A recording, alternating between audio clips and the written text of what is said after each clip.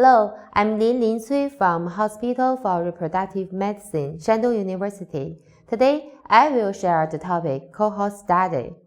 First, let's see what is cohort study. A cohort is a group of people who share a common experience of state. Cohort study is an observational study to determine whether the risk factor is associated with morbidity or mortality and the magnitude of the association. In a cohort study, two groups of people who were and were not exposed to a factor were selected and followed for a certain period of time to compare the outcome of an event in the two groups. Causal factors include correlation and timing.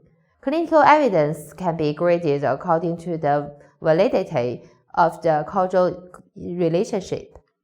Cohort study is an observational study which is inferior to RCT in the level of clinical evidence, but the time sequence of cause and effect is reasonable by comparing the time sequence of exposed and non-exposed groups.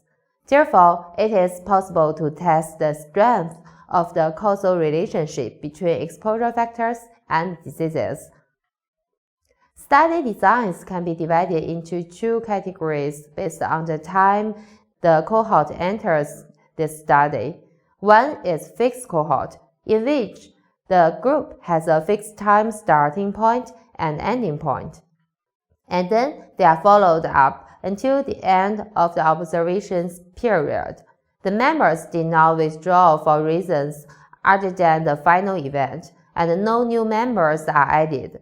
The cohort is kept relatively fixed during the observation period.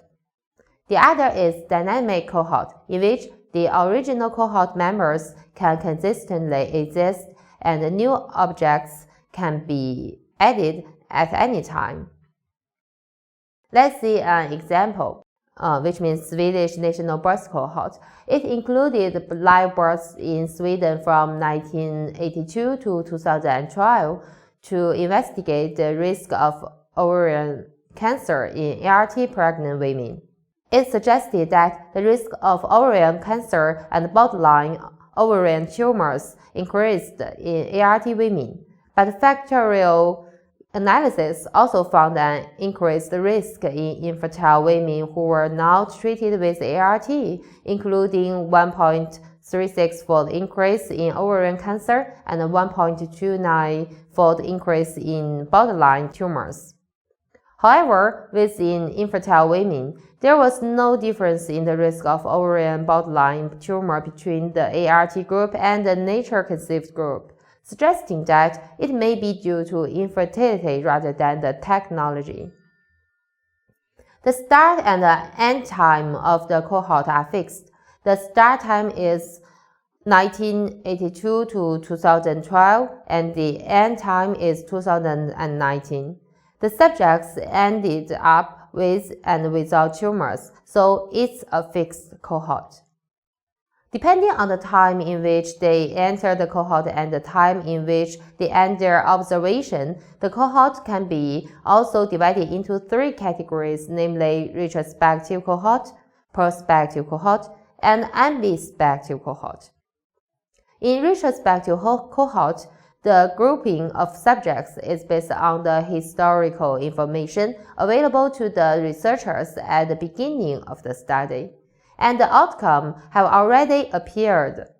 Only the direction of exposure to the end is prospective. It saves time, human, and material resources, and produces quick results. Therefore, it is suitable for diseases with long incubation period.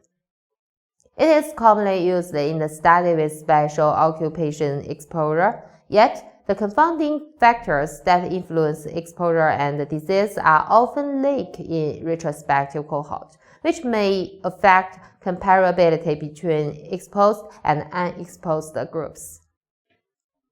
Prospective cohort is the basic form of cohort study in which the group of subjects is based on their current exposure, and the outcome of the study has not yet been seen and is expected to be observed in the future. The advantage is that relatively true and reliable information can be obtained. But if you need to look at large numbers of people, it's too expensive.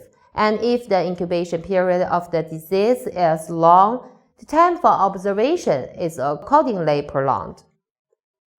Ambidextrous cohort study, also known as mixed cohort study, is based on a retrospective design and continues to observe prospectively for a period of time.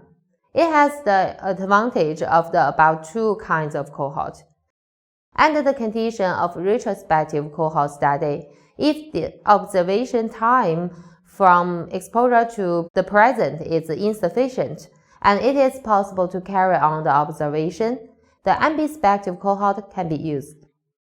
Groningen cohort from Netherlands is a good example of prospective cohort. IVF women with or without coach, nature-conceived women, and control women were enrolled and prospectively followed. Neurodevelopment of offspring was recorded as the outcome. Denmark National Cohort is an example of retrospective cohort study. The exposure group included 58,472 patients treated with ART from 1994 to 2015. Background population was set as the non-exposed group. The outcome was the risk of ovarian tumor. The study began in 2019 when both the exposure and outcome have appeared.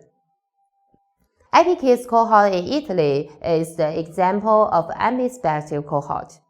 ART offspring were set as the exposed group, while the background population was set as the non-exposed control.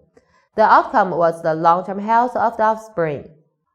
Offspring born before the time when the study started were retrospectively recruited, and those born after were prospectively recruited and followed. There is also a special type of cohort, the birth cohort, which included a group of people born at a particular time. One of the most famous examples here is the Dutch famine cohort. In this study, the people born during the Dutch famine was included. Hundreds of articles have been published based on this cohort. It provides the most powerful proof of the fetal origin disease theory. This is the end of the first part. If you want to know more and see the second part.